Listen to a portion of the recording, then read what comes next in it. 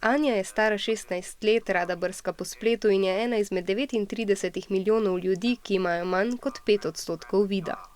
Ne vidim popolnoma nič, popolno temo, slepa sem od rojstva, se pravi, v meni ni niti ostanka vida. Anja obiskuje srednjo ekonomsko šolo, igra flavto, kitaro, harmoniko in klavir ter se sama uredi.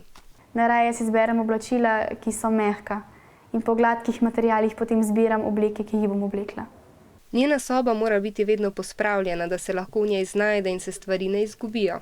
Res, da je včasih v sobi bomba, ampak to pospravljam. Zelo dobro se znajde znotraj zavoda, kjer živi med tednom, in doma v Trbovljah. Da pa bi bila samostojna tudi zunaj, vsak teden vadi z učiteljico orientacije na poligonu vrta Čutil. Ja, kar počasi. In zadnji čok, Anja, mimo.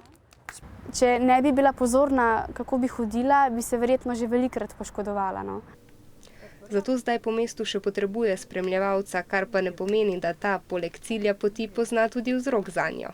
Kakšen delček že zvedo, ampak ne pa vsega. A Anja ne sanja o skrivnih zmenkih. Moja največja želja je ta, da bi se enkrat popolnoma samostojno lahko sprehajala in potem nadaljevala vožnjo z vlakom in prišla do Trbovlja lepo do doma. Anjina druga želja pa je, da bi prišla do radia in postala napovedovalka.